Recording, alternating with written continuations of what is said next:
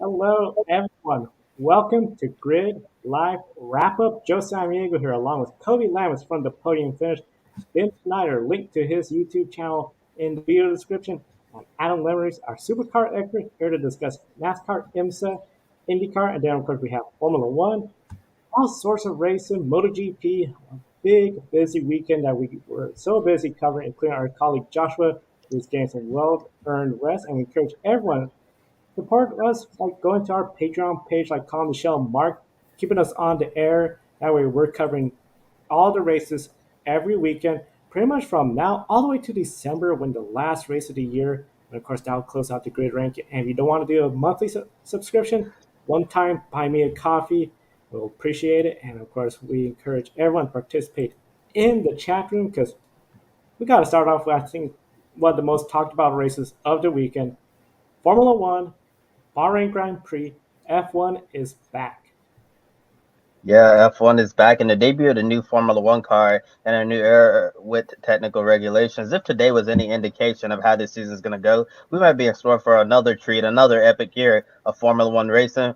We saw Ferrari 1-2 today with Charles Leclerc winning the Bahrain Grand Prix and Carlos Sainz in second. However, the Red Bulls had a double DNF with Max Verstappen out with 3 laps to go. Sergio Perez's engine cut out. He ended up spinning. 0 points for Red Bull after a strong showing. Mercedes, the third best team, pulled off a third place and fourth place finish with Hamilton on the podium, George Russell P4. Leclerc and Ferrari lead Bahrain, leading the drivers and constructors standing. Starting with you, Ben, how massive of a win is this Ferrari to finish 1-2, especially thinking about everything they've been through in the last couple of years, putting together the perfect weekend, especially since looking at Red Bull falling apart as well so late in the game. Oh, it's absolutely massive. We got the point standings on the screen right now. 1-2 with the fastest lap. You couldn't ask for a better start to the season, no matter who you are. But for Ferrari in particular, this is a team that hadn't won since Singapore 2019 with Sebastian Vettel, who's not even with the team anymore. For Charles Leclerc, hadn't won since he got his 2 wins at Spa and Monza the same year. So for him to pick up a third win today and redeem himself for what happened to him the first time he went to Bahrain in a Ferrari when it looked like he had a shot at the win and the engine kind of let go in the last few laps. He had to limp it home to a third place finish. This is massive, and it kind of sets the tone, I think, for what we're going to see hopefully all season long, where Ferrari and Red Bull are quick out of the gate. I'm sure Mercedes are going to close the gap a little bit as the season goes on. I certainly would be shocked if Lewis Hamilton and George Russell didn't get at least a couple of wins before the season's over. Depending on how fast they close the gap, they might be able to join the championship battle as well. And of course, there's always some luck involved. It looked like we were going to see Ferrari 1-3, Red Bull 2-4 coming to the line. And then with a few laps to go, we lost both Max Verstappen and Sergio Perez to similar, but I guess different issues ultimately at the end of the day. So that's something that I think Red Bull are certainly going to have to work out. But if you're Ferrari, I mean, this has to be a sigh of relief for a team that, has struggled really ever since we got into the new decade. 2020 was absolutely a miserable year for them. And even last year as well, I know Charles Leclerc almost won the British Grand Prix. Lewis Hamilton got him in closing laps there. But, this has to feel so good for them. And it's great for the sport as well, to have a name like Ferrari back up front, back competing for wins. I hope that it sets the tone for an exciting 2022 season because the sport is better when there are more teams and drivers competing up front. I have to agree with everything you said right there, Ben. The big thing I feel, especially Ferrari, when it comes to the constructors, they have a huge lead. And here's the thing Red Bull, which had the second fastest car, or at times even the fastest car, up there with Ferrari, they are pointless. If Ferrari could put together good race after good race, double points after double points, it won't be long till they're going to have a really strong hold on the constructors. Mercedes, they got third place through Lewis Hamilton because of the 2 Red Bulls. Who knows what would have happened with Sergio Perez had his engine not quit on him. Big thing I feel with Ferrari, they got to put together good races each and every week. No room for errors, no room for strategy going wrong, getting caught off guard. They have to be picture perfect because we know Red Bull, they're going to come back to Saudi Arabia strong. You're going to find whatever it costs them to go out, get that fixed. Mercedes, last year they didn't exactly start off with the fastest car, but they improved week in and week out to get themselves to where by the end of the season, They were tied in the championship, so it's huge for Ferrari. Big sigh of relief. All the work paid off, but it's not over yet. Yes, you're in a good spot with the 1-2 finish, but stay on top of everything because we've seen Red Bull and Mercedes, they could close up. They got to be perfect each and every week. Yeah, it was definitely a wonderful day in the desert for Ferrari getting a big win in the Bahrain Grand Prix after a really tough last couple of years for them. It's been a long way back for them to get back to the top step of the podium, but yes, it was just one race weekend. We have to see if Ferrari can do this for multiple races on a road, keep getting the wins, keep building up the points because as we saw last year, every single point mattered throughout the season. And we have a comment in the chat room from David Foltz said that was a cool Bahrain race. 6 constructors getting points and would have been 7 if Red Bull had engines that lasted. Yeah, that's very true, David. It was definitely a heartbreaking end to the race weekend for Red Bull because they were extremely strong right up there in the mix with Ferrari until the very end. And Amber says, what happened to Red Bull? To say the least, Red Bull imploded in the worst possible way, and this is a weekend that they'll certainly want to forget soon. And we saw Charles Leclerc and Max Verstappen going back and forth after the first round of pit stops. We saw plenty of passing throughout the race. Seems like Formula Formula One got the new regulations right because they wanted to make it easier for cars to follow and overtake, and we saw quite a lot of that today. And the competition looked a lot closer. One of the biggest stories of the race was Kevin Magnussen and his shock return to Formula One, 5th place in the Haas. Thinking about where Haas was a year ago, this was massive. Must have felt like they were the ones on the top step of the podium and not Charles Leclerc. And Ferrari 5th place in the points after Haas was at the very back of the grid last year. It certainly has to feel like a massive victory for them. And 2 weeks ago, I don't think anyone would have seriously predicted that result. A different story for the American team. So really great time for if you're a fan of Haas or a part of the team. But we saw McLaren in the back struggling. It was also a really rough weekend for Aston Martin. Do you think Haas is a serious contender to finish in the points each week? Is it really too soon to say that? And do you also think McLaren could be in big trouble? When it comes to Haas, if Kevin Magnussen could put together the races that we saw week in and week out, he'll be in the points. The big thing is I see him potentially like the 5th place to 10th place range. And that is, of course, after what we saw, where the Red Bulls essentially went out of the race with mechanical issues. He's going to need some of that. If none of those Red Bulls have been out there, he would have been 7th, 8th place. So I see him being there. Mick Schumacher, I could see him scoring points as well. I think it's going to be a great season for Haas. As for McLaren, I think it's too early. We know Daniel Ricciardo missed a lot of time when he got sick. They were having an overheating issue with the brakes. Quite a bit of issues going on throughout the weekend for them. Big thing I think is for them just to try to get everything together, regroup, and come back stronger. And then we got a comment in the chat room. Haas and Alfa Romeo is showing how strong the Ferrari engine is. That is very true. That is one thing you got to say. Ferrari, their new power unit, not only having the Ferraris up towards the front, but the Haas and the Alfa Romeos are towards the front as well. And I think it's going to be really exciting to see them all about. It's going to be an intense midfield battle. Yeah, well, and I'm glad we brought that up because on that note, I hope you don't mind, Joe, if I could bring the back half of the results back up here. If you look past the Red Bulls that retired ultimately from the race, Sergio Perez, Max Verstappen, and Pierre Gasly, you look at 12th through 17th, those 6 cars, you have 2 Williams, 2 Aston Martins, and 2 McLarens. What do they have in common? They're powered by Mercedes power units. So that may be a sign that the Mercedes engine, which has historically been so strong during the turbo hybrid era, might be a step behind Ferrari, Renault, and the Red Bull badged Hondas, whatever we're calling them nowadays. I think Mercedes maybe have a little bit of work to do for the first time in this era to kind of close that gap a little bit. Let's talk about Haas, though. I think we said it on yesterday's show, kind of previewing what this could look like for Haas after a strong qualifying run from Kevin Magnussen.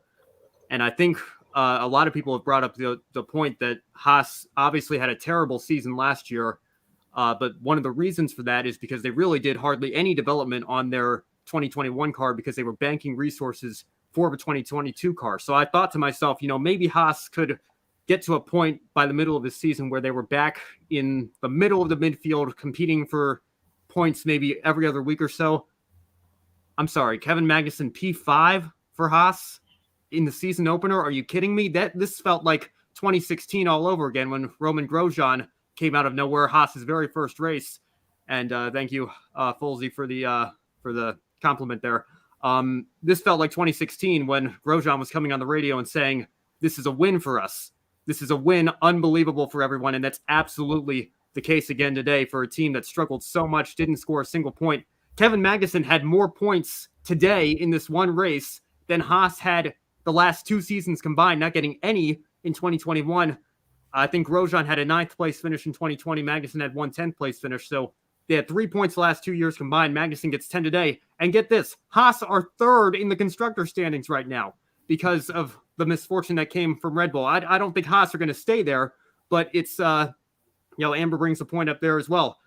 To see Haas in that position, that would have been unthinkable, like you said, Kobe, just even 2 weeks ago. And also, I think it's only fair. We do have to credit Kevin Magnussen. I want to keep it professional here.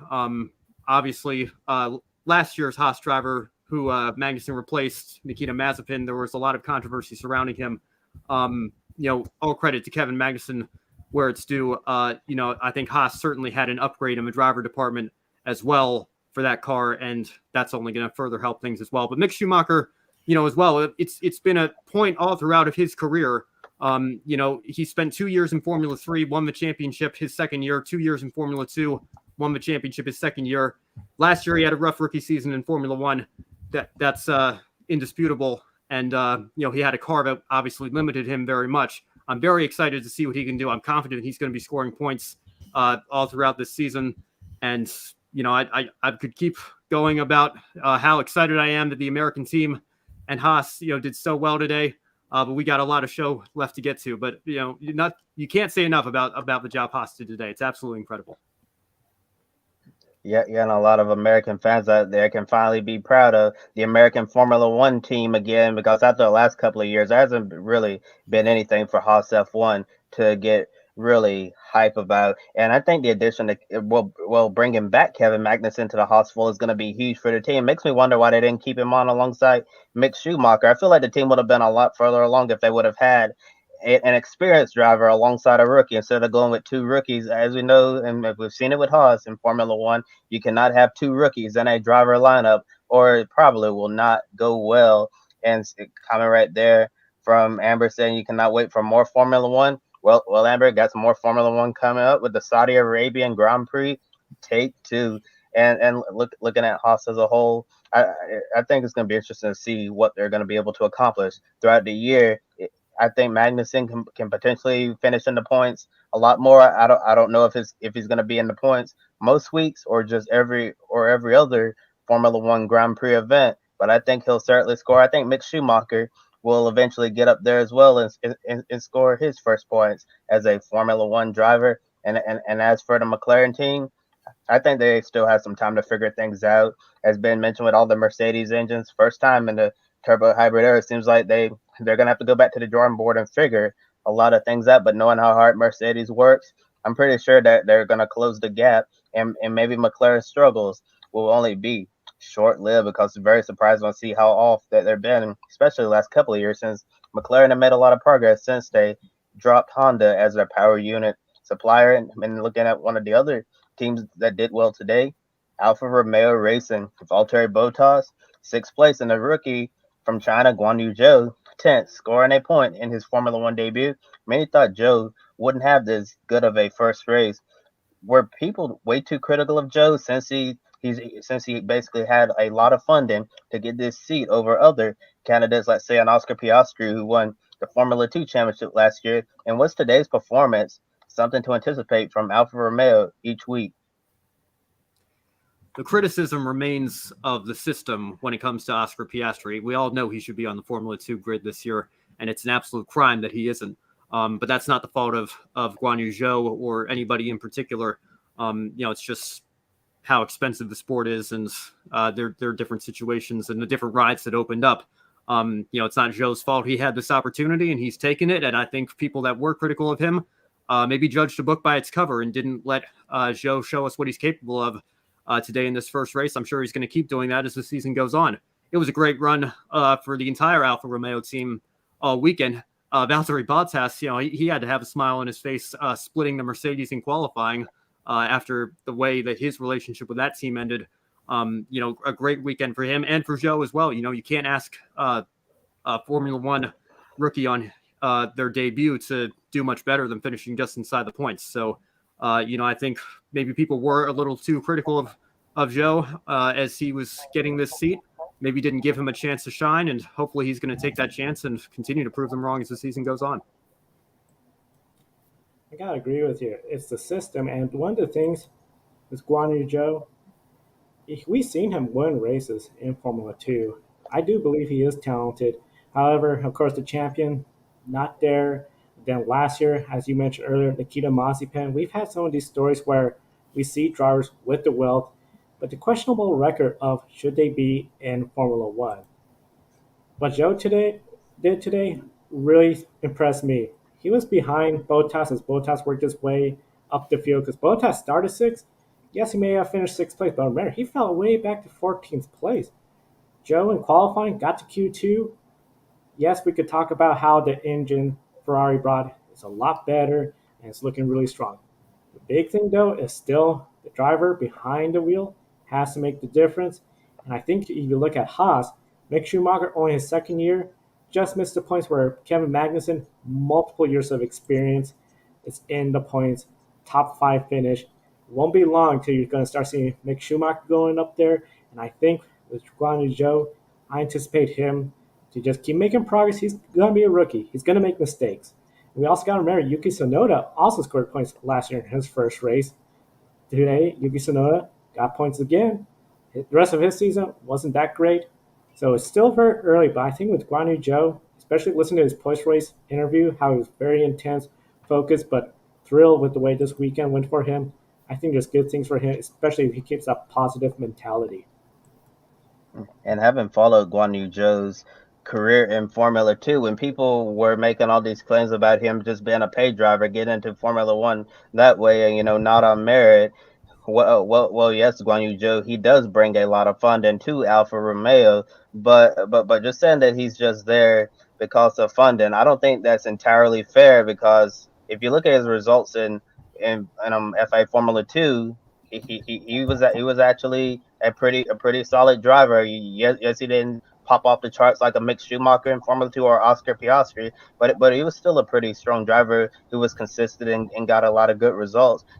When it was announced that he would join the Alfa Romeo Formula 1 team, I always thought he could have the potential to be a decent Formula 1 driver. I'm not going to say he'd be a driver who's going to go out there, get in the right seat at the right time, and go out there and compete for wins. But I think he can definitely last in Formula 1 for several years, and it's going to be interesting to watch him develop this year as a driver from beginning to end. And Red Bull had engine trouble. The reason for the 7-lap shootout at the end was Pierre Gasly's engine failure, which saw the car catch fire. The only retirements were the Red Bulls and Gasly. The gap between Leclerc and Verstappen, 26 points, because Leclerc got the fastest lap, and no points for Verstappen.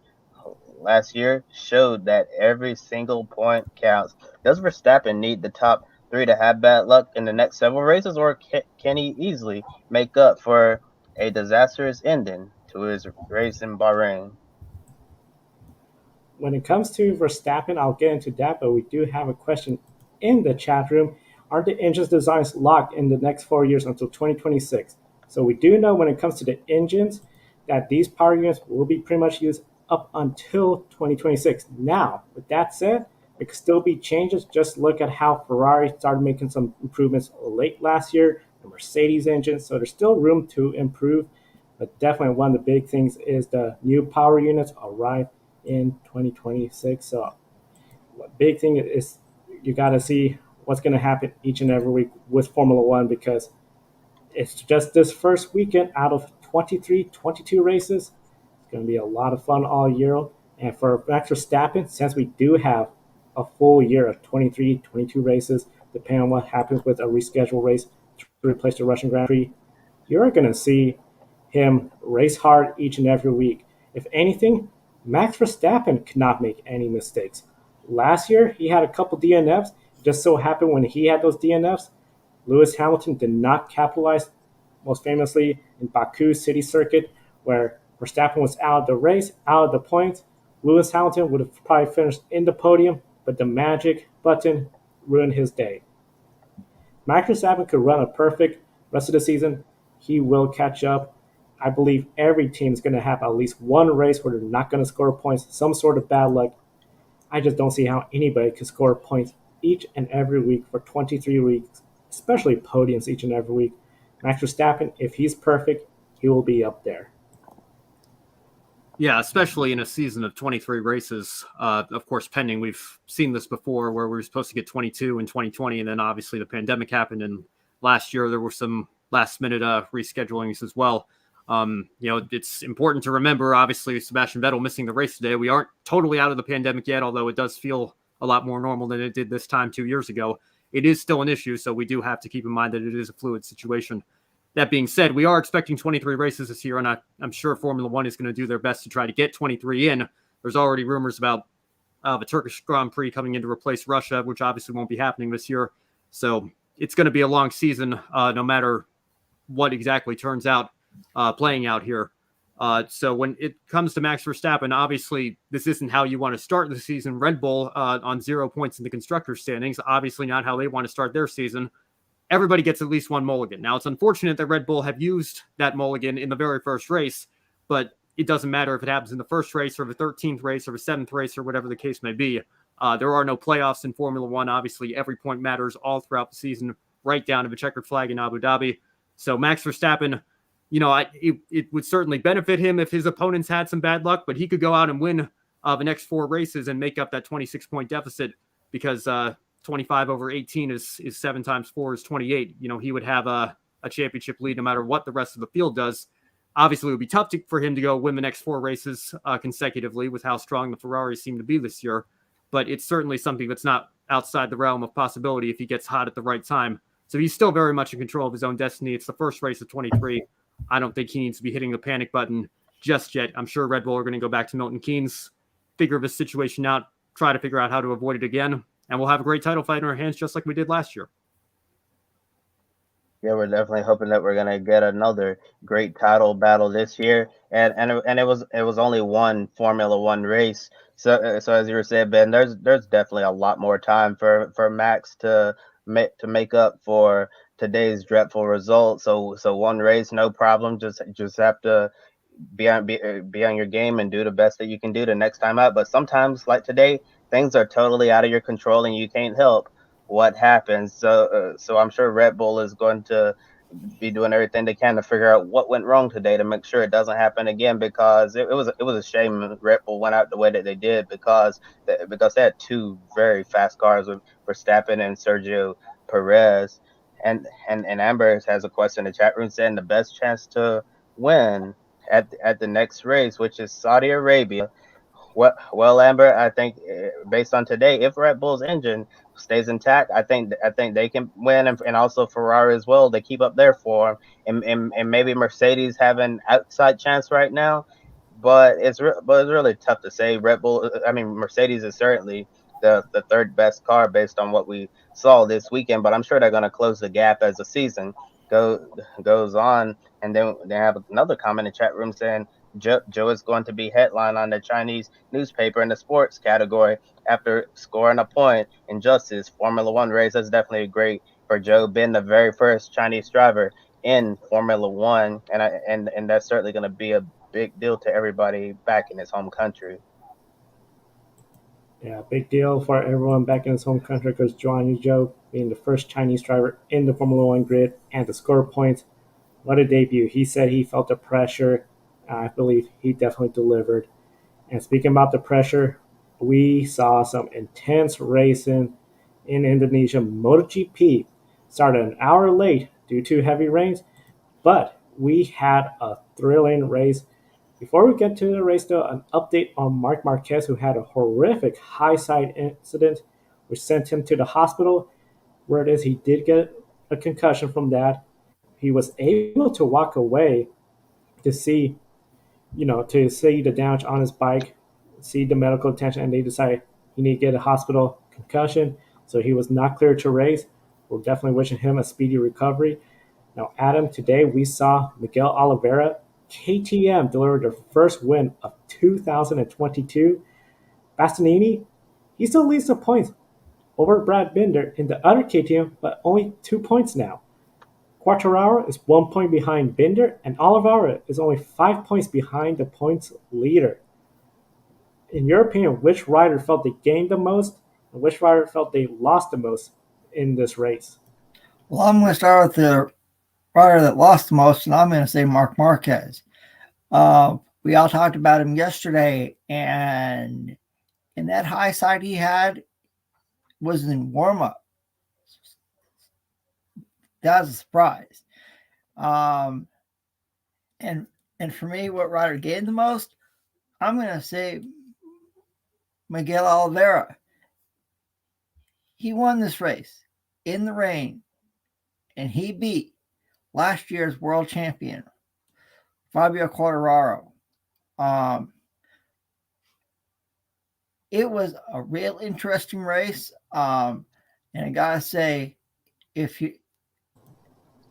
I think this year's MotoGP World Championship is going to be real exciting. And could we see Miguel Oliveira win again this year?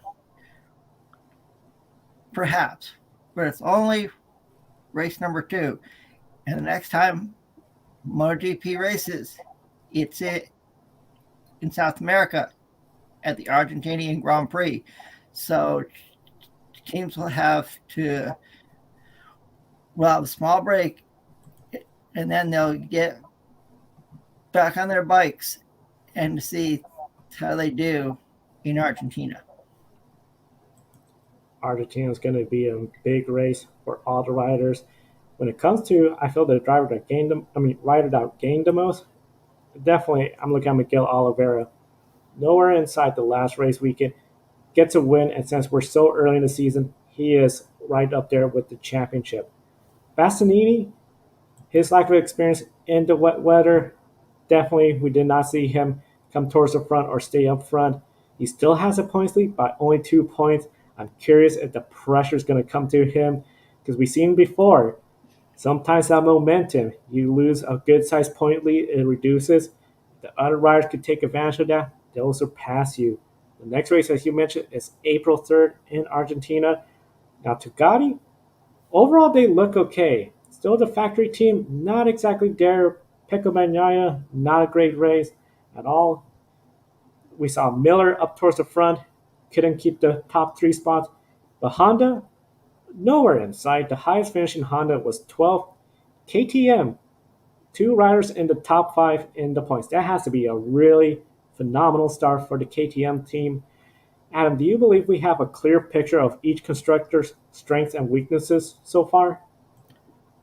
No. I think Honda needs to improve a lot.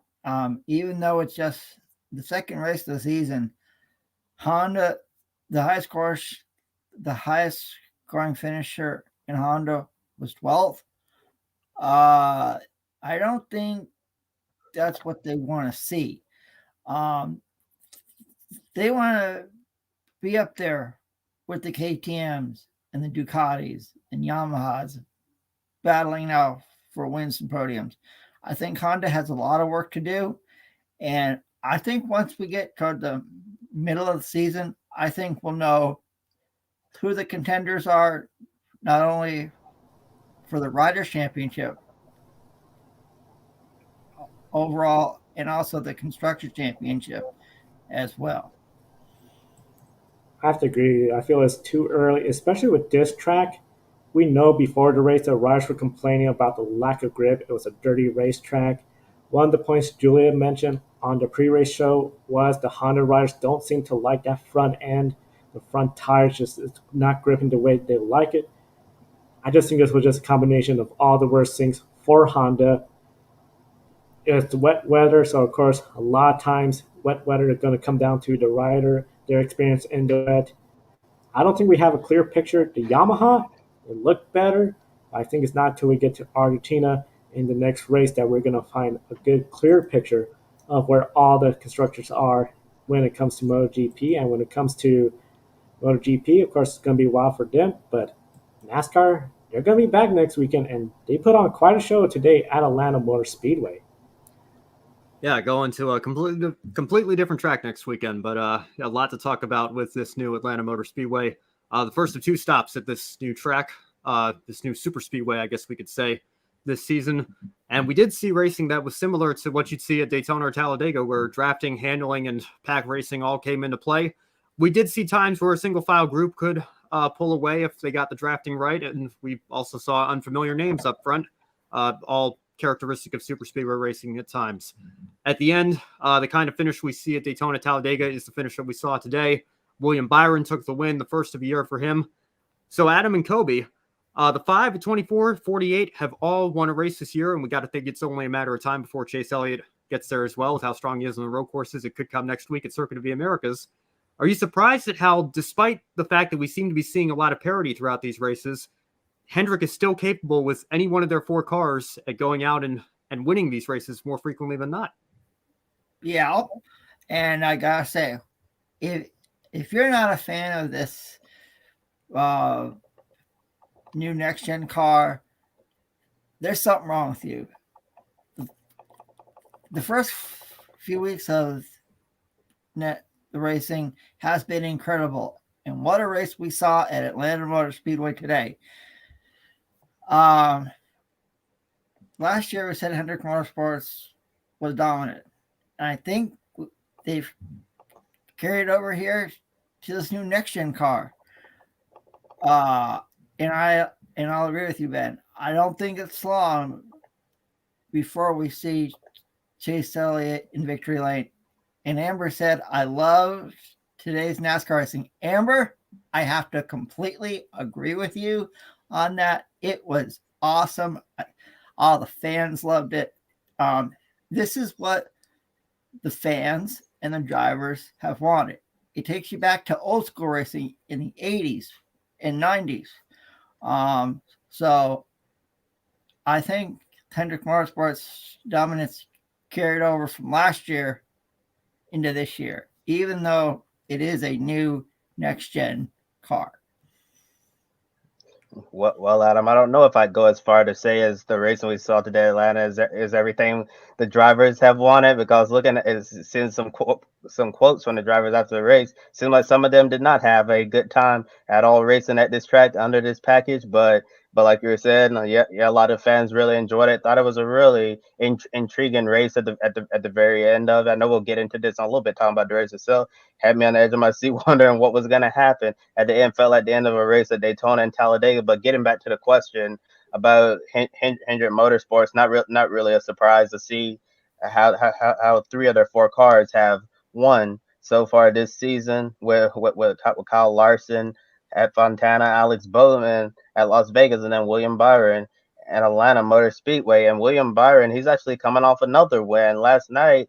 After practicing his NASCAR Cup car at Atlanta, he flew back to North Carolina to race a super late model at Hickory Speedway, and he ended up winning that race. And then he flew back to Atlanta today, ended up winning a Cup race. And over the offseason, Jeff Gordon, Rick Hendrick said that they were going to encourage their drivers to compete and race in other series, other disciplines of racing whenever their schedule allowed, because they believe that racing a lot more is going to make them much better competitors. And it's really surprising that Chase Elliott is going to be the last driver from Hendrick Motorsports to win this year. But I think by the end of next Sunday night, Hendrick Motorsports might have all 4 drivers to go to victory lane, because guess where we're headed next week?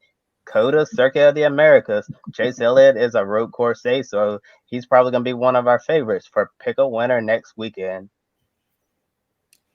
Yeah, I gotta wonder if Jimmy Johnson maybe wishes he might have stayed around 1 or 2 more years, because Hendrick Motorsports certainly are firing on all cylinders right now. Although Jimmy did have a great run today, and we will get to that later in the show. But Hendrick Motorsports are certainly backing up what they did last year with the dominance that they had. Any of their 4 cars seems capable of winning on any given race weekend, and you can't ask for much more than that. And I agree with both of you. I think it's only a matter of time before Chase Elliott adds his name to the winners list this season as well. Now, the old Atlanta Motor Speedway was infamous for tire management, and that being an issue. If you ran so much as half a green flag lap, everybody came back in for 4 fresh tires. That's how worn out the surface was.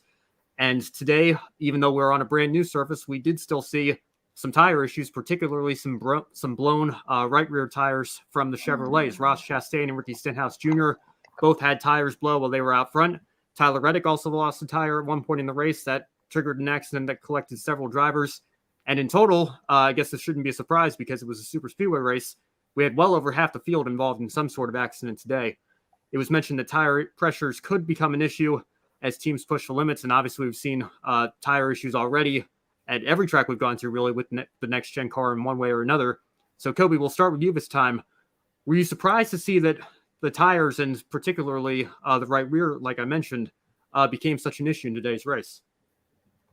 Not at all, Ben. Not at all. As you just said, we've seen tire issues at every other race we've seen so far in the next gen era, and I'm sure NASCAR and Goodyear are looking at that, try to get on top of that issue, because that's something that can't be happening all year long. But we're just during the first third of the season now, so there's plenty of time to get that all figured out. And I think as we get deeper on into the season, we're going to see a lot less issues with the tires, and I have no idea what went wrong with the right rear tires today. It was really odd to see Ross Chastain, Ricky Stenhouse Jr., and Tyler Reddick all near the front of the field just blow a tire and spin around. It was just a really odd thing that occurred. Yeah, I'll agree with Kobe, and you take a look at it. Ross Chastain, Ricky Stenhouse Jr., and Tyler Reddick all have something in common. They don't drive for Hendrick Motorsports. And I think Hendrick Motorsports was one of the few Chevy teams that didn't have an issue with the right rear tire today. It's early in the season. We're only at the 4th race of the year, and I think once we get closer toward the middle of the season, we'll learn about these new tires, especially the right rear tire. Yeah, I've got to say, I think the next gen car has been a success so far. Obviously, it's still early, but I think if there is one weakness, it has been the tire issues, and I'm sure that's something that NASCAR and Goodyear are going to work together very hard on to try to figure out. Although I did see some fan reactions on social media, maybe calling for Hoosier and Firestone when the tire contract runs up to maybe throw their hat in the ring.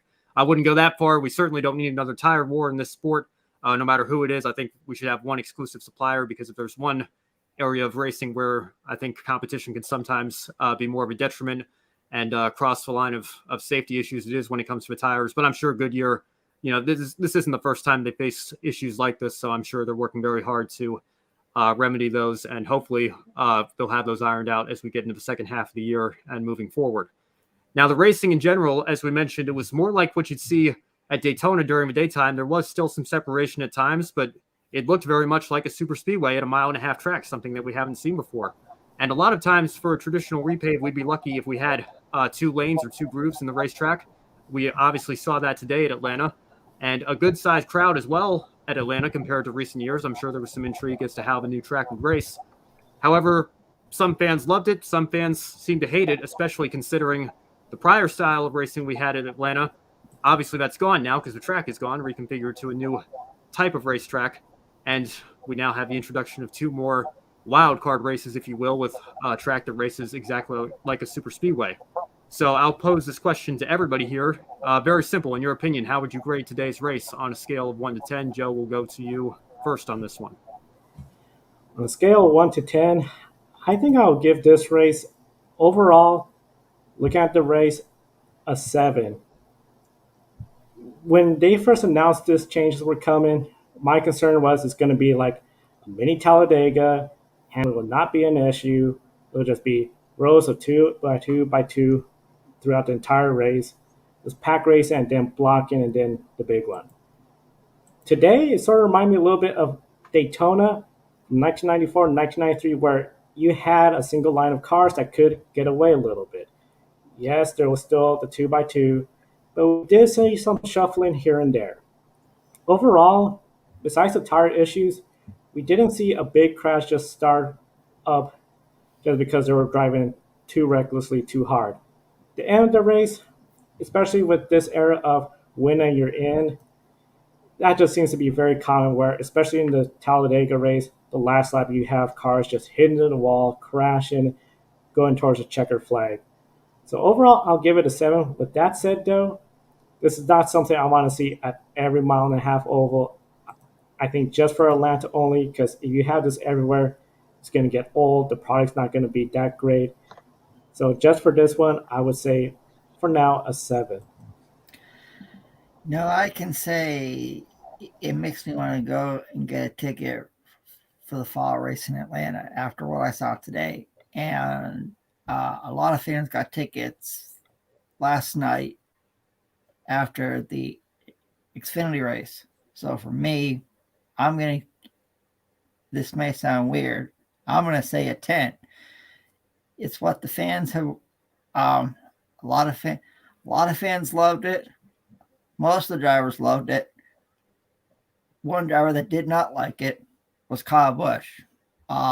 He said in an interview, "Do you want to go back to the old Atlanta?" He said, "Yes." I think the reason is because he didn't win today. We all know he's like that every time he wins or he doesn't win. The racing was fantastic. You saw side-by-side racing all race long. And this race produced the most lead changes we've seen at Atlanta Motor Speedway in its history. And that history goes back a long, long time. So even though we had tire issues all day long, I'm still going to give it a 10. And well, Adam, Kyle Busch isn't the only driver who didn't like what happened today. His brother Kurt Busch also didn't really seem to appreciate what happened out on track today either. They asked Kurt, speaking to media after the race, how do you feel about the racing today? And he kept his answer brief. He said, "I hope they let us go unrestricted in July," basically calling for the low downforce horsepower with over 600 horsepower. So Kurt Busch would rather have that than what they're doing now, using the same package they have at Daytona and Talladega. But Adam, I'm sorry, but I'm not gonna say 10 out of 10. I agree with Joe. I have to drop it down several levels to 7. And one of my worries is that NASCAR executives will see this as, yes, I do agree this event was a success, but I'm afraid what's going to happen is that they're going to look at this, and then every mile-and-a-half track is going to become an Atlanta copy. Hopefully that doesn't happen, but if we're going to do this type of unique mile and a half, let's keep this unique to Atlanta, and I'd say maybe just one race a year instead of 2. I know a lot of people feel like 4 super speedways a year, 2 races at Daytona, 2 at Talladega is enough.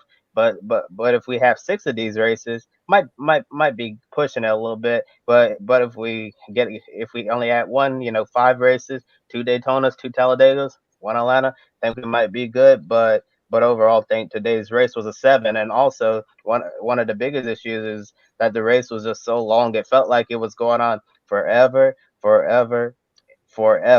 So I think instead of it being 500-mile race, maybe cut it down to 400 like the one in July, so it doesn't feel like it's a race that's just going on and on and on, wondering where it's going to end because our attention spans have gotten a lot shorter over the years, and it might be hard to keep people tuned in for the race. And we have a comment in the chat room from M Tiller 2006 says, "You don't know if we're still on Formula One. We're not, but we can still talk about it." But he said it's sad that Red Bull suffered a double DNF over liability issues. You hope that doesn't plug them into next week.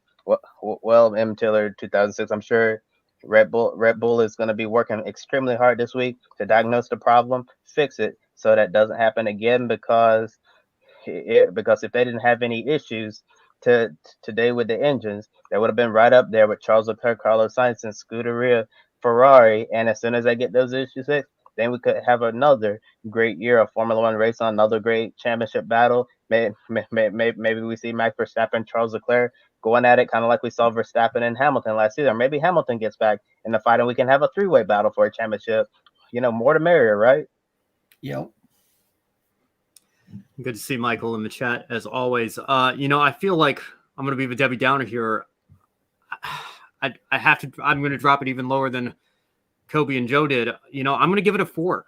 I just was not, I didn't like what I was seeing, to borrow the infamous phrase there. And I think, I was watching Brock Beard's post-race live stream as well before I got on the show here tonight. And I think he brought up a very good point. If you have dessert with every meal, the dessert no longer becomes special because it's something you have all the time, and you might even grow a little bit sick of it. And I fear that the same thing would happen with super speedway pack racing if we got this every single week, or if we got it more times a year than just the 4 year that we go to Daytona twice, Talladega twice. And I say this, I'm on record here on this program. I'm not a fan of super speedway racing. I think it's very gimmicky. It's not to say that there's no skill involved. I think, drivers like Bubba Wallace, Denny Hamlin, Brad Keselowski are all very good on super speedway. So there certainly are drivers that are better at it than others, can put themselves in the right position at the right time. But a lot of it does come down to luck. You can be in the front, you can be in a wreck, you can be in the back, you can be in a wreck.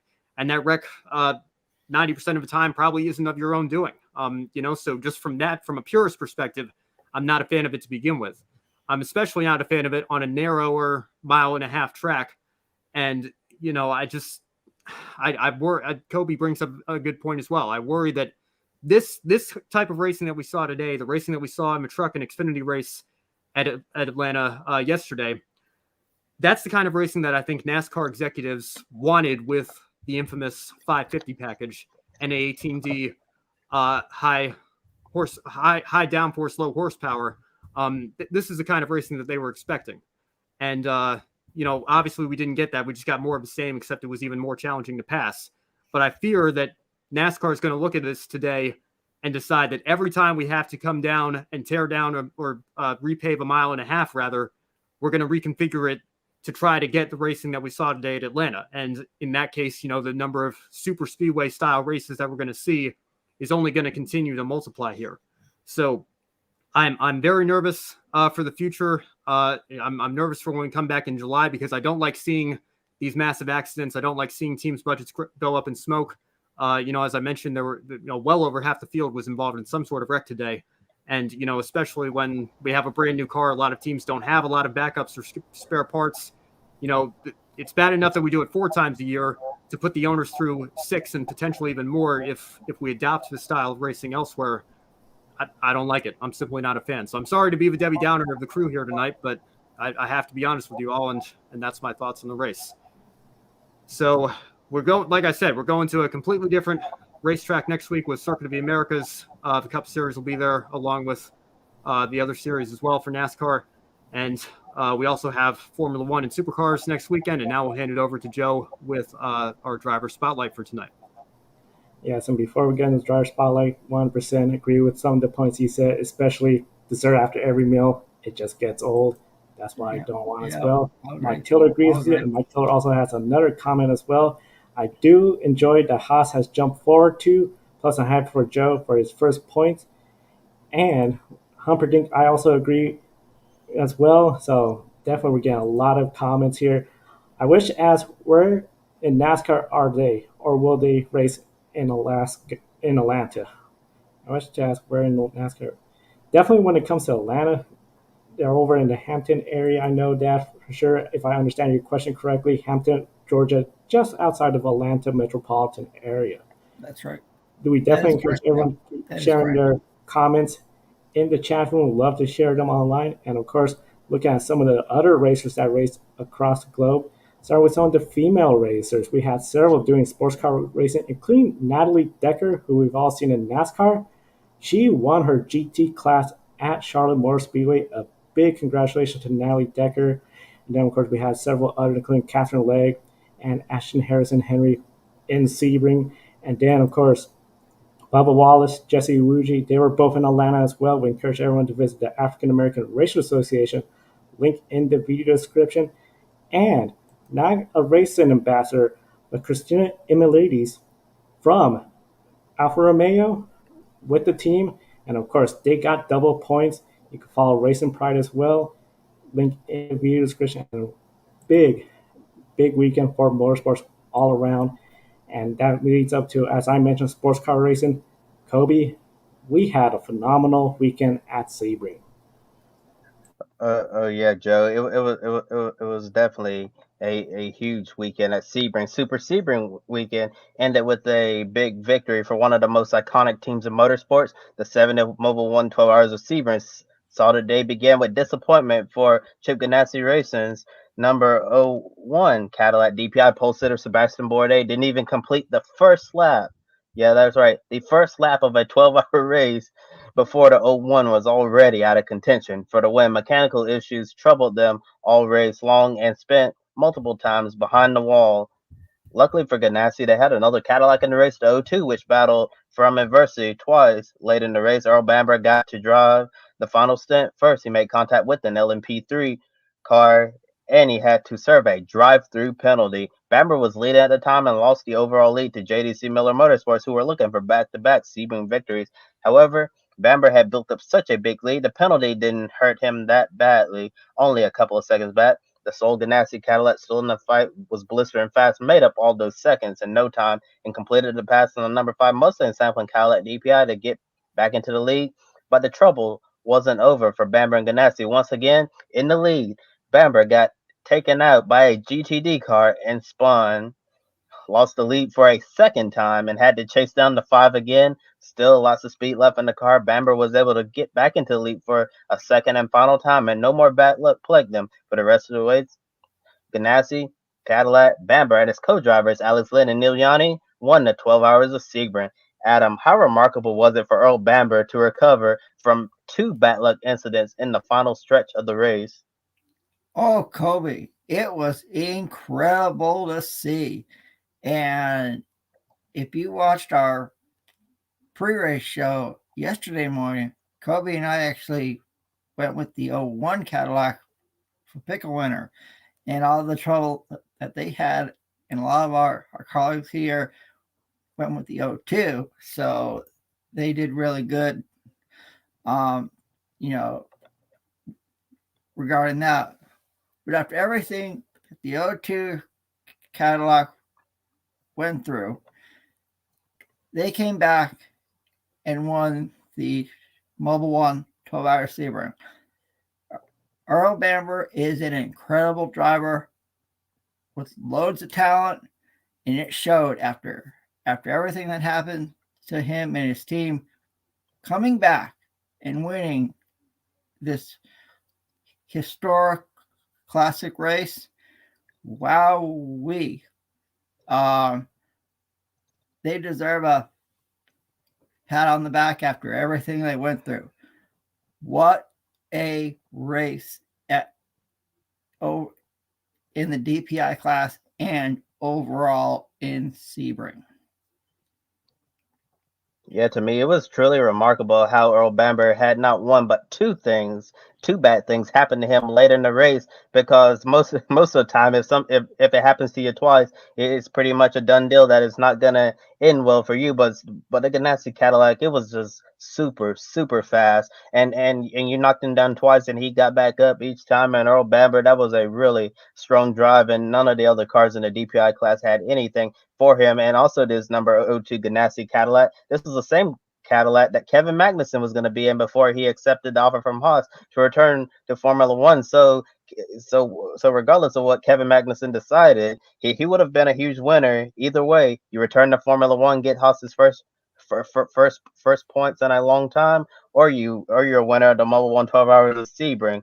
Yeah, and luckily Ganassi was able to find the sports car veteran Neil Yanni, who's been a Porsche factory driver, to fill in, has a lot of experience at Sebring. So they certainly put together a fantastic lineup. And have another comment from M Tiller 2006. You say incredibly, you used to live near Road Atlanta. Yeah, I know that's in Brazelton, Georgia. You say you haven't been there, but I did take Need for Speed movie there. You really like Road Atlanta, home of the Motul Petit Le Mans, and you also applaud the female drivers this weekend for all of their efforts. And when I was covering the Mobile One 5 hour Sebring this weekend, definitely have to give a big shout out to Ashton Harrison Henry. It was a tall task for her deciding to jump into the not the GTD class, the GTD Pro class with all of those factory entries to really challenge herself against all of the other manufacturer supported drivers in that class. So Ashton Harrison Henry definitely pulled her weight this weekend and set some very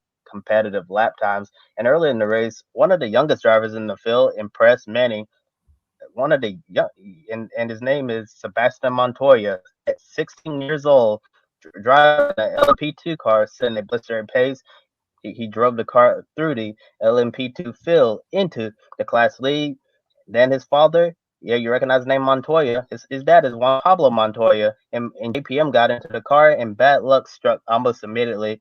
An LMP3 car spun. JPM had nowhere to go, crashed into the back of a GTD car, and got a piece of the LMP3 that spun. And JPM's Dragon Speed car, wait, it was too damaged to continue on, so they end up retiring from the race very early in the show. And despite a disappointing end to the day for the Montoyas, what do you think of Sebastian's brief performance, and how far do you think he can go with his career? The last name, Kobe Montoya, after everything that, and I'll agree with you, Michael Tiller. Anybody who recovers from a two-time issue and keeps going, much respect to them. Yeah, I'll completely agree. And I think right now Sebastian Montoya is competing in Europe. And could we see him take the same track as his father, go into F3, and then F2, and then maybe down the road get in an F1 car, and who knows?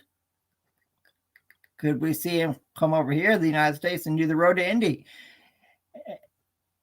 and maybe compete in an Indy car someday? There's a lot. Sebastian Montoya has a very bright future in him, and I think we will see him either in an F1 car or an Indy car down the road. He is an impressive young talent. And you mentioned Kobe, he's only 16 years old. That's what he did competing with his father at the 12-hour Sebring is very, very impressive for that young gentleman. And he wasn't the only 16-year-old in the field that's been very impressive. That 16-year-old Josh Pearson, he's been doing some incredible things already in LMP2 at just 16 years old. He's racing in the World Endurance Championship with United Autosports. Also ran the Asian Le Mans Series as well, and also running IMSA Enduros. Yeah, so a lot of young talent out there, and it's really crazy seeing Sebastian Montoya out there doing this, because I remember watching NASCAR growing up. He was just a little guy. I remember seeing him with Montoya at the NASCAR races on the race weekends, and he was literally a little boy. Now that little boy has grown up into a 16-year-old with an incredibly bright future in motorsports. And I agree with you, Adam. I could see him taking either path on the road to Formula One or the road to IndyCar. It's too soon to say how he's going to do for sure overall, but if Juan Pablo Montoya is your dad and your mentor, that's definitely one of the best teachers that you can have, thinking about everything that Juan Pablo Montoya has accomplished in motorsport. Certainly one of the most accomplished race car drivers of our time. And Amber says in the chat room, is there a minimum age for sports car racing? Well, Amber, for the most part, it's typically like 15, in some cases, in 16 years old. If you're 16 years old, you can certainly race in major sports car racing series. Sometimes, if you're 15, you'll have to go through a process to get a waiver to race, but they don't typically go any lower than 16 years old for the most part, kind of like the NASCAR Camping World Truck Series do with the short tracks and the road courses, so you can get that experience. And in January, switching gears to the GTD Pro class, Corvette was never in contention to win that class at Daytona, running their Corvette C8R with special modifications to run alongside GT3 spec cars to keep their presence in IMSA, trying to get a grip on those changes and unfavorable balance of performance. BOP made the Rolex 24 a very hard one for them. However, Corvettes turned their luck around at Sebring. They were very, very strong for most of the race. Ended up winning GTD Pro, a strong victory for Antonio Garcia, Jordan Taylor, and Nicky Katzberg. Adam, now that it seems like Corvette has the new category figured out, do you expect the momentum to carry into the next round on the iconic streets of Long Beach? I do, Kobe. And I think Corvette is going to be a contender this year in GTD Pro. And those three drivers that are in the Corvette, Antonio Garcia, Nicky Katzberg, and Jordan Taylor, they have loads and loads of experience. So I think Corvette will definitely be a contender once we hit the iconic streets of Long Beach in Southern California. And I think Corvette will be a contender all season long in the GTD Pro class of a part of the IMSA WeatherTech Sportscar Series Championship. Yeah, I'm not surprised that Corvette seems to have figured everything out because they're Corvette racing, and they've always figured things out whenever the going gets tough. And also, I'm sure they're very happy to get that last minute BOP adjustment to give them about 20 more horsepower. I believe, which will help them take off down the straights. And we're probably gonna see Corvette in the hunt to win races in the championship all year long, like we always see them do in IMSA competition. And looking at some of the other class winners, LMP2, it was the number 52 PR1 Madison Motorsports, Orica, Mikkel Jensen, Scott Huffaker, and Ben Keita, another LMP2 class win. Seems like they win almost every other LMP2 race. And LMP3, the number 33, Sean Creech Motorsport, Ligier, Joao Barbosa, Malte Jacobson, and Lance Wilsey got the victory. And in GTD, it was the Italian team, number 47, Cidalar Racing Ferrari 48 GT3, Antonio Fuoco, Giorgio Cernagiato, and Roberto Lacorte got the GTD. Class win in the next IMSA race is April the 9th with the Accra Grand Prix of Long Beach, DPI, GTD Pro, and the GTD classes will be in action. And also sharing the streets of Long Beach with IMSA that weekend is going to be the NTT IndyCar Series, which held the XPEL 375 earlier today, the 25th year of IndyCar racing at Texas Motor Speedway. An exciting run to the finish saw Joseph Newgarden go on the outside in turn 4 on the last lap to get around Scott McLaughlin to win a thrilling finish at Texas. Team Penske's record 600th win as an organization, 2 wins in a row for Penske to start off the 2022 season, and for McLaughlin, a solid points lead, while Andretti and Aaron McLaren SP struggled with issues. Ganassi had all 4 of their cars in the top 10, just like all 3 Penske's. Starting with you, Ben, is this shaping up to be another classic Ganassi versus Penske championship battle? There was a point last year where, with how strong Pato O'Ward was running, looking like a contender for a championship right until the very last race, that I said I think McLaren might be turning the big 3 into a big 4, joining Penske, Ganassi, and Andretti. Historically, they've been the big 3. I think right now we might have Tier 1A and a Tier 1B, and Andretti would have fallen into that Tier 1B with McLaren, because I think Penske and Ganassi are clearly the top 2 teams in IndyCar right now. You saw the results, which we just had up there. Andretti had 3 of the bottom 4 spots today. Alexander Rossi cannot buy a break.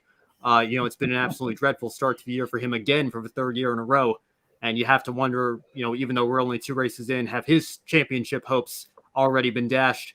Roman Grosjean as well, certainly a very disappointing weekend for him.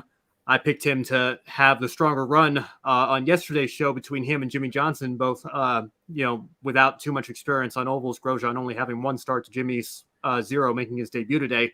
Grosjean didn't even really get the chance to show what he could do. So Andretti are certainly I think, a little bit behind. They have some reliability issues that they need to get sorted out. But even performance-wise as well, I don't know that they're quite on the level of Penske and Ganassi. So I think to answer your question, Kobe, absolutely, it's going to be a battle between those two teams.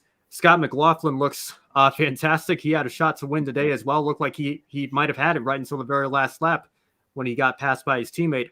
And you see he's leading the points there as well. And if I can just do the math quickly in my head here, looks like we got a lot of, I think, the top 6 spots taken up by Penske and Ganassi drivers. So they certainly look like the top teams there. I did see your comment there, Amber. Is F1 I guess that means the Andretti Global team a distraction for the IndyCar team? Well, that is something to think about. I'm sure Michael Andretti has a lot of attention on that program right now. You have to wonder, is maybe that being a distraction to the IndyCar program, or is this kind of what we've seen at times in recent years where of the big three, Andretti maybe seem like they are a little bit behind Ganassi and Penske. Maybe they've separated themselves a little bit.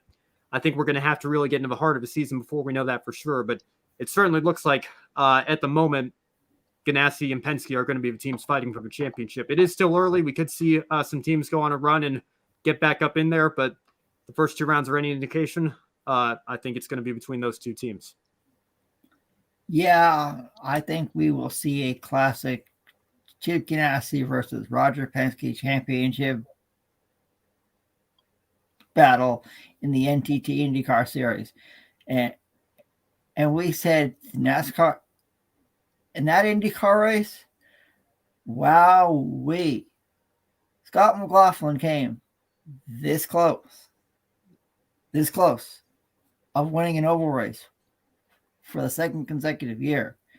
He finished second last year, and if that lap traffic didn't get in the way, he would have had his first career win on an oval.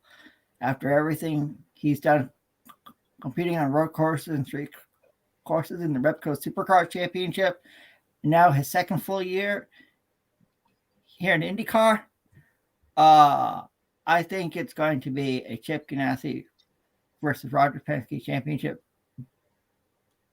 battle throughout the NTT IndyCar Series. And if you want an early pick for the championship, I know it's just 2 races old, but I don't think you can count out that Kiwi from New Zealand, Scott McLaughlin. He looked strong today. I think he'll be strong all season long for Team Penske, and I don't think he's done winning just yet. I will say this: there's something about Scots from New Zealand who race an IndyCar where they just go on a tear and perform extremely well. So while Scott Dixon might be a couple of years or so away from retiring from IndyCar competition, we may just have another Scott we're watching right now who's just going to take his place as a Scott who's going to eventually start winning a whole bunch of IndyCar races and dominate the competition.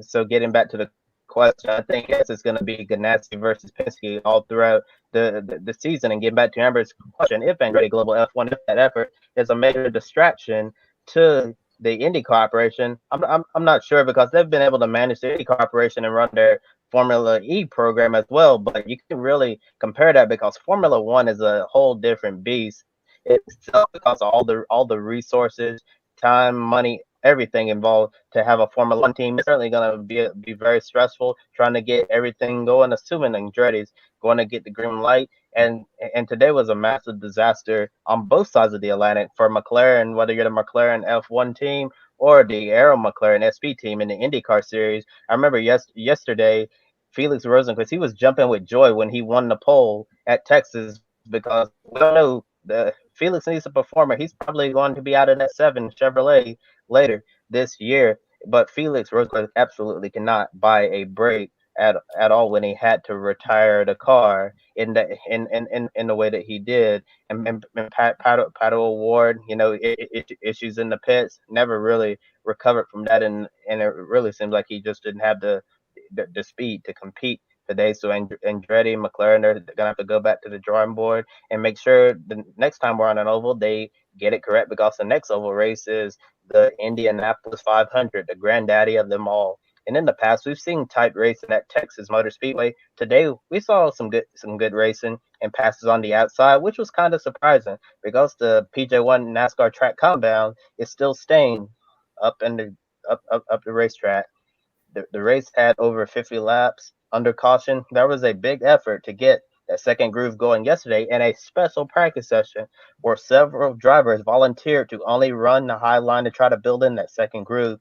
Unfortunately, Jack Harvey got bit hard in practice yesterday, and he didn't get medically cleared to compete today after that hard crash, and he was replaced at the very last minute by Santino Ferrucci, who we'll be talking about in just a little bit.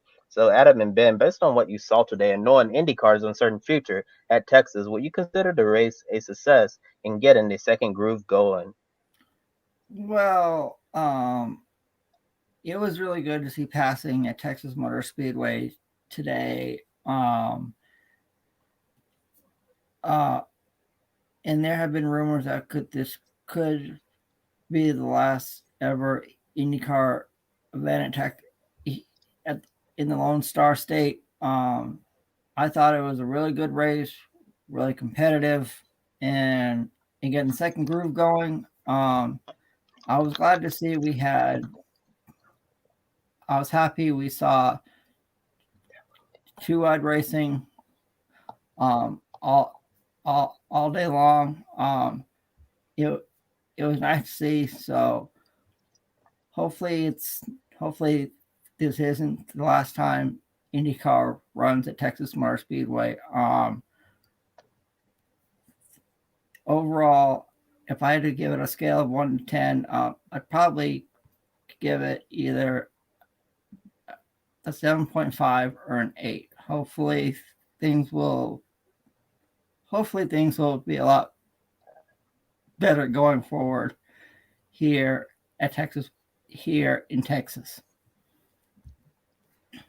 One good race does not completely erase my feelings towards Texas Motor Speedway in general. I think I would absolutely take the old configuration over the new one. I think the new one has certainly lacked the vast majority of the time in giving us good racing. Today was an exception, though. All credit where it's due to IndyCar and Texas for putting on a good show. I do think the second groove came in certainly more than it has the last couple of years, and from what we've seen before with this reconfiguration. I do think that the PJ1 is still obviously very visible, and I think that is kind of limiting what IndyCar can do with the track. If this was the last race at IndyCar at Texas for the IndyCar Series, what a way to go out. It was certainly an entertaining race and a high quality race as well. We saw a lot of great action, and you can't ask for much more entertainment than a last lap pass for the win.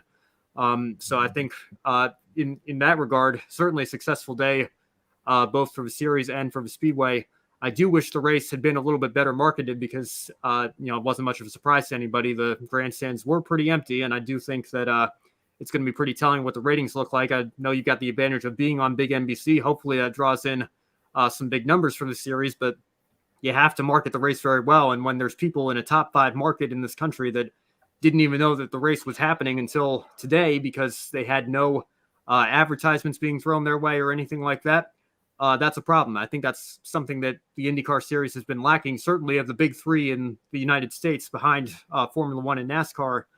Their marketing, their social media outreach, it's just hasn't been at the level that it needs to be. And hopefully this is kind of a wake-up call for people in those departments. And I'm sure they're already working to try to improve that. But when you have a great race like today, you need to make sure you have an audience that sees it. And, I think that's something that they need to work on a little bit, whether it's at Texas Motor Speedway, if this is the last race or anywhere else. That's something they need to be focused on going forward. But in terms of today, second groove came in. We saw a great race. You can't ask for much more than that. Mm-hmm.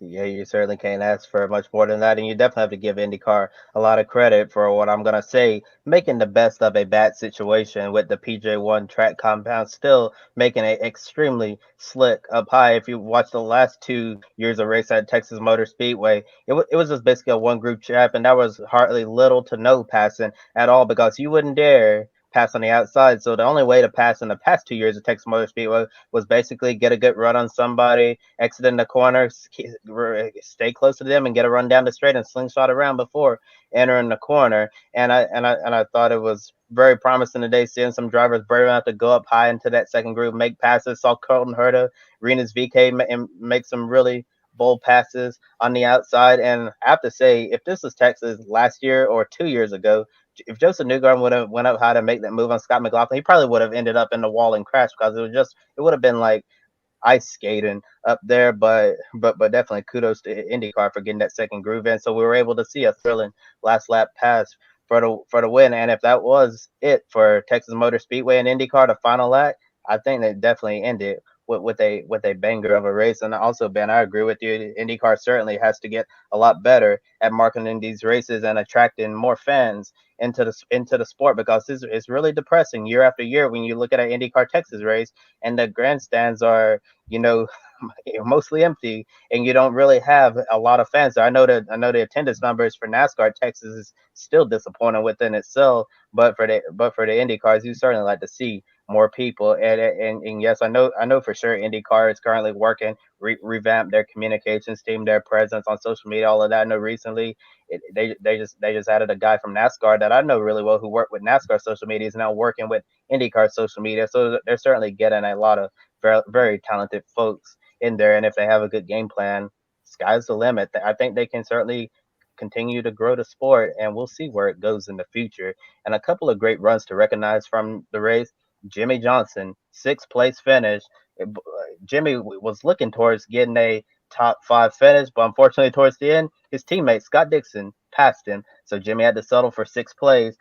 Johnson has several Texas wins in the NASCAR Cup Series, but today was his first oval race driving in IndyCar. The number 48 Carvana Honda was very fast and competitive. So today has to feel like a massive win for Jimmy Johnson, considering all of his struggles that he's faced since joining the NTT IndyCar Series.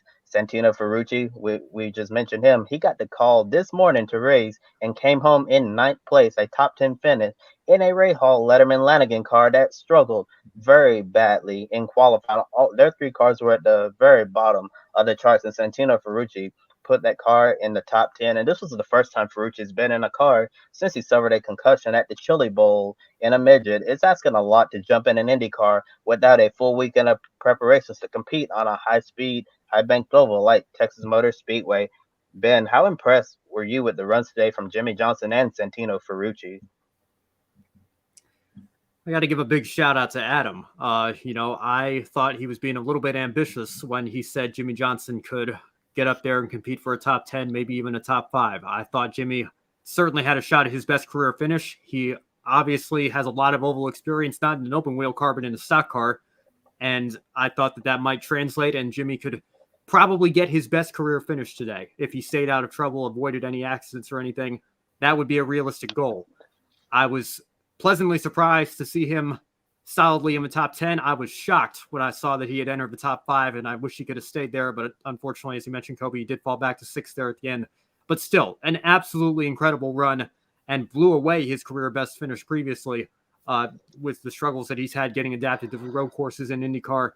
This is an absolute win for Jimmy Johnson when you consider the expectations that you had to have for him coming into today. I did see some people on Twitter saying, there's already going to be some cries. Can Jimmy maybe win the Indianapolis 500 in a couple of months? You have to remember, Indy plays no favorites. He does have to at least qualify for the race first, and then we'll see. We got that exact question here from Amber in the chat. Anybody who starts the race by definition can win it, and Jimmy certainly had the pace today. He does have to qualify first, though, so let's not get too ahead of ourselves here just yet. But certainly that question is at least valid now. We know that Jimmy has the pace on ovals, and running this race in Texas, he is certainly going to be better prepared than had he decided, I'm going to not run the full schedule, but I will do at least the Crown Jewel Indy 500, but just keep the road courses. I'm so glad he decided to step up to full time, and he's certainly making the most of it. Santino Ferrucci as well. This was a guy that just found out he was racing at 9 or 10 a.m. this morning. We have another comment here. I thought the IndyCar race was well done among a lot of people. Ericsson did well. Jimmy did really well. I thought Ferrucci was solid for just getting that call today. Absolutely. Santino Ferrucci, like I said, just got the call this morning to step into that car and come away with a top 10, that's you can't ask for much more than that when you're on the couch one night and expecting to watch the race from your television and then find out that you're in the race because unfortunately your teammate got hurt in practice. Santino Ferrucci certainly made the most of a bad situation there for that team.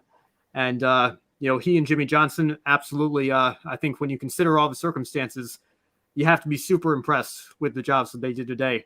But Jimmy in particular, P6 in his first oval IndyCar start is absolutely incredible and something that needs to be celebrated. Thank you for the shout out, Mr. Schneider. I did say yesterday on the Freer show who would finish higher, Romain Grosjean or Jimmy Johnson. And I went with Jimmy Johnson. And even though he drove a stock car, Texas Motor Speedway, and he switched over to an Indy car, I think his stock car experience, gave him, some knowledge. And wow, Jimmy Johnson have a top 10 finish at Texas Motor Speedway. I don't think anyone saw this coming. It was incredible to see him in the top, almost have a top 5 finish. He came close to doing that. And can Jimmy Johnson win the Indy 500? Like y'all said, he has to qualify first. So if you start the Indy 500, definitely have a shot to win. And also credit to Santino Ferrucci as well. He got the call this morning to go be a replacement for Jack Harvey after he suffered a concussion yesterday. An impressive top 10 finish. That's also incredible. Those two drivers get a round of applause from me. And all I can say is, I'm so happy to see Jimmy Johnson running the full IndyCar season this year. Yeah, it's definitely a great thing to see Jimmy committing to running the full IndyCar season this year. And as you remember in the past, when Jimmy always said, if I ever race an IndyCar, it'll never be any ovals because that stuff is just way too dangerous. And then once he got really comfortable with the aero screen and all the safety features inside the IndyCar, he decided, I'll test an oval, but I don't know if I'll race. And then he ended up saying, I want to go run the Indy 500. And then we thought he was going to run the road and street courses this year and then the Indy 500, and then it became, why not just go run the entire schedule, and the rest is history.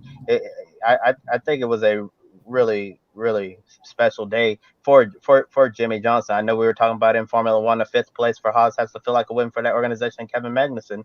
I think a 6th place finish today has to feel like a win for Jimmy Johnson because it's certainly been quite a struggle for him getting used to open wheel racing. I know he admits that running the road and street courses is certainly, not something he's used to in a downforce car like the Indy car, but ovals. And if NASCAR mostly oval tracks, so I think he was able to use some of his experience and apply it today at Texas Motor Speedway. And I think a lot of people were really caught off guard by how well he ran today. He didn't race like a rookie at all at Texas Motor Speedway. In a way, he reminded me of vintage Jimmy Johnson, the Jimmy Johnson of old that won those 7 NASCAR Cup Series championships. And one driver who was really surprised by Jimmy Johnson's performance today was the winner of the race today at Texas Motor Speedway, Joseph Newgarden. My colleague from the Podium Finish, Luis Torres, was able to get a quote from Joseph Newgarden. And when Joseph was told that Jimmy finished as high as he did, Joseph said, "Did Jimmy finish 6th? Wow, that's really good. That's legit. It's hard at Texas, so that's really good." So you can see, although Jimmy Johnson already has a lot of respect from his competitors, he's earning even more respect for them on the track, and it's going to be interesting to see how this experience he got at Texas translates over to the month of May. And like you guys are saying, he has to make the race first. We don't know if there's going to be bumping this year. If there's 33 cars and that's it, he'll definitely be in the show. But after the day, you have to feel confident that you can be very competitive in the Indianapolis 500. Very competitive. Very confident for Jimmy Johnson entering the month of May. Of course, Long Beach, then Indianapolis. It's going to be a fun April, and then, of course, May coming up. Of course, April, the grid ranking, the first Sunday of April is going to be week one of the grid ranking. And it looks pretty wide open when it comes to the potential leader of the grid ranking for week one, especially out of the 7 series right now. 6 series have had more than one race, but none of them have had a repeat winner. Of course, Formula One just had their first race. Charles Leclerc, he's going to try to change that, become the first repeat winner. Kobe, in Saudi Arabia, do you believe Leclerc and Ferrari are in position to make it 2 in a row? Yes, based on what we've seen this weekend from Charles Leclerc, Carlos Sainz, and Ferrari, I think they certainly have the pace where they can go out there and do exactly what they did today in the Bahrain Grand Prix. Is win, get max points, get everything taken care of in the constructors, so they can start building up that lead. So far, it seems like Ferrari certainly has the best car this year to start off, and they Red Bull. Maybe they're tied, maybe they're just slightly below, and then Mercedes third best car as we were saying earlier. But overall, I think Charles Leclerc and Ferrari are certainly going to be the early favorites to win the Saudi Arabian Grand Prix. They look like early favorites for the Saudi Arabian Grand Prix. The big thing, Red Bull, if they could fix the issue that plagued their race, that essentially ruined their race, I think they'll be up there towards the front, competing with the Ferraris. One of the more crazier races last year, and of course today one of the crazier races. NASCAR Cup Series. Next week it'll be the Cup Series at Circuits of America, Supercars, Dirtbag, and Formula One. So all road courses, no ovals, and of course Kyle Larson. He got second place in this race last year, right behind Chase Elliott. Chase Elliott trying to get his first win. Kyle Larson, highest rated grid ranking NASCAR Cup Series driver for 2021. He still has only one win. Ben, do you believe Kyle Larson has a strong shot at being the first repeat winner next weekend? Is Kyle Larson in the race?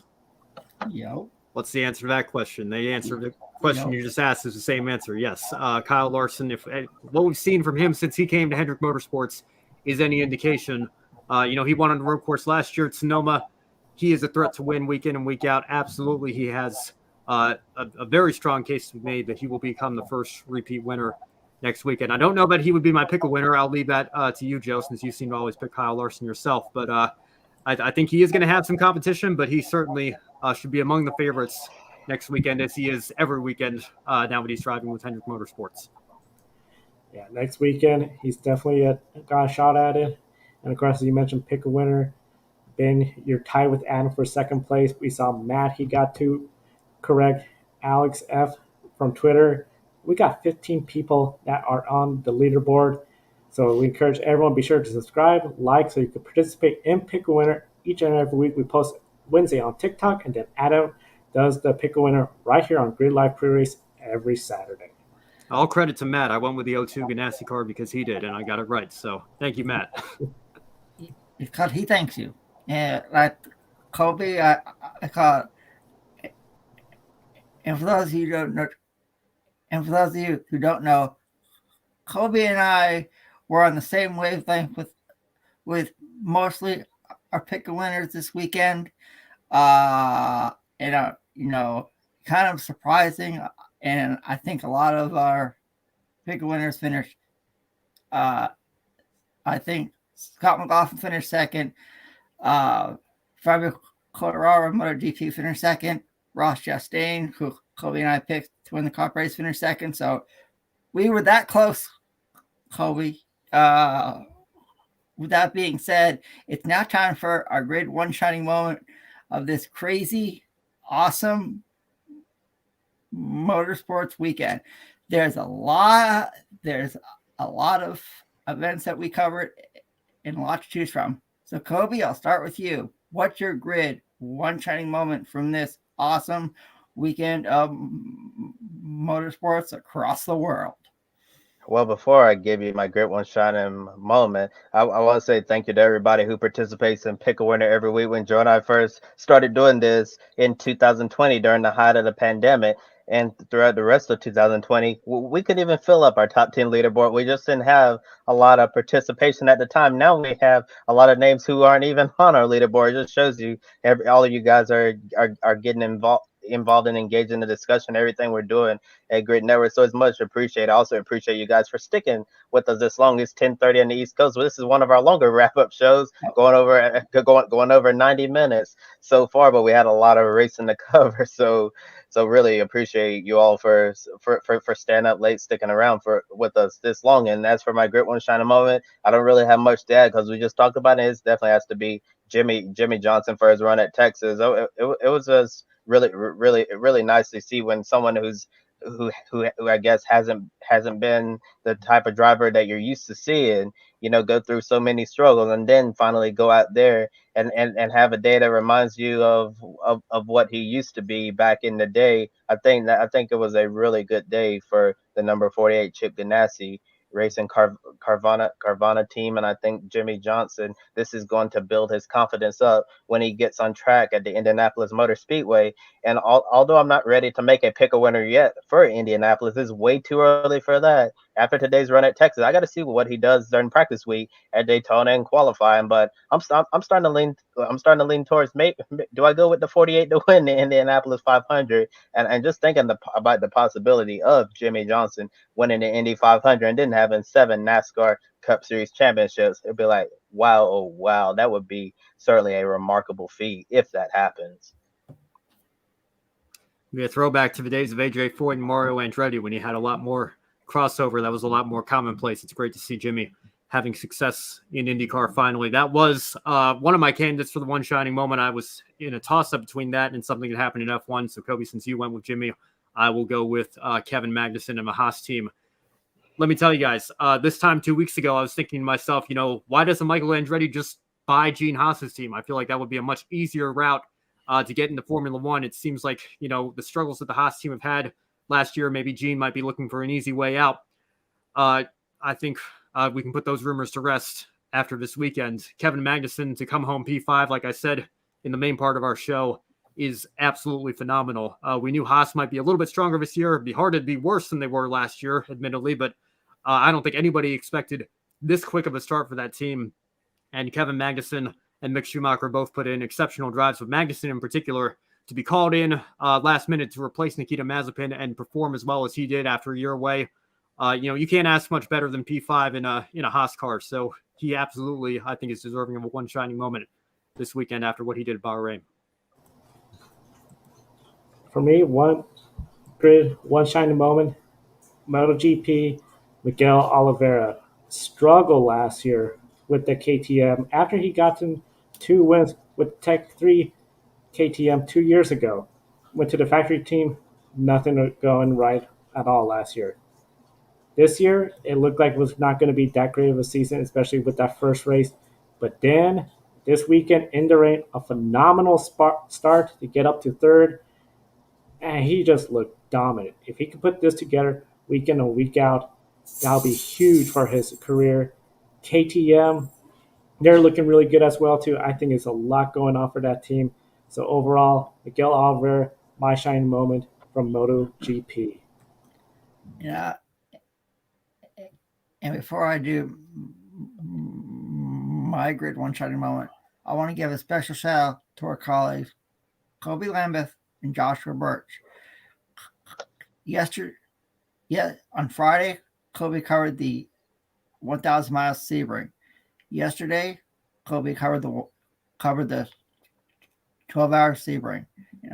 And if you haven't done it already, subscribe to Joshua's YouTube channel. He did a marathon. It seemed like it all weekend long, covering everything in Bahrain, everything in Indonesia. And then he had the IndyCar race today. Josh, from all of us here at Good Network, you did an awesome job, and you as well, Kobe. But for me, I'm going to say Ferrari 1-2 at the F1 season opener. What a way to start. Like Josh said on his watch along, if testing is any indication, I think the Ferraris are going to be right up there with the Red Bull team and the Mercedes team. And I don't think Charles Leclerc is done winning yet. And also, I want to give a call to a local driver from Western North Carolina. His name is Ashton Higgins. He finished in the top 10 at the ARCA East race at Five Flags Speedway in Pensacola, Florida. He's from Weaverville, North Carolina, and he's still in high school at North Buncombe High School in Asheville, North Carolina. So pretty cool to see a local talent from around here where I live have some success in motorsports. Definitely. And a couple of shining moments from the chat room. M. Tillier, if anyone asks me, my shining moment is Haas making a comeback. They put their token for the new season to good use, and K-Mag finishing P5. Awesome. Hulkenberg to fill in for Vettel, who is COVID positive. Get well soon, Seb. We all agree with you. Hope to see Seb back. He gave it a valiant effort this go-around as well, so I have to give him credit. We also have my shining moment is Guan Yu Zhou. First F1 race, getting a point. His reaction and the team's reaction afterwards speaks volume to me. And from Mike Tillier, yes, Adam, it's great to see Ferrari are back in contention. That and Hulkenberg are both honorable mentions to me. So we thank everyone for participating in the chat, especially throughout the entire show. For all you fans that were watching us all hour and a half plus, thank you so much. We enjoy being on the air for you guys, and we definitely appreciate you all hitting the subscribe button, following us on social media. We're on TikTok, Instagram. We also stream on Twitch as well as Facebook, and visit gridranking.com, especially when the grid ranking comes out in the first Sunday of April. And consider joining our Patreon, Calling the Show Mark. Both of them, in fact, all three of them have hit milestones with their support, keeping us on the air for over a year. We're going to be planning to be at more racetracks, more at the track coverage. This is a great way to invest in the Grid Network each and every month. Or buy me a coffee, a one-time contribution. Your name will get displayed on the board for buying us a coffee, such as Edward, Amber, and Zach for buying us coffee for us here at the Grid Network. And we also have, looks like, another shiny moment. I'm relieved and happy that Alpine have both cars, Alpine have both cars score points, and Haas and Alfa Romeo completely flipped the order. Yes, what a phenomenal F1 race that was. Just a lot of fun overall, and we encourage everyone to visit public.com, one of our sponsors. You get $5 in stock by using the referral code GridNet, link in the video description. And we just want to once again thank everyone in the chat room participating. Be sure to subscribe and follow us on Twitter as well. Of course, throughout the episode, you've seen our Twitter handles on the air. We're at Grid Ranking and Grid_History, where Matt White posts a historical video of motorsports each and every week. From Adam Lemeries, Ben Schneider, and Kobe Lambert at the podium finish, I'm Joe Samaniego. Thank you for watching today's program. We'll see you next time. Don't be an anonymous investor. Join the stock market social media platform public.com. Invest any amount of money and share with friends and new friends. Discover new opportunities such as new companies and potential business partners, and useful tools for beginners, and share your experience with friends on public.com. Link in the video description gets you $5 for being a Grid Network viewer. Use the referral code GridNet for your free $5 to invest and start investing and networking on public.com.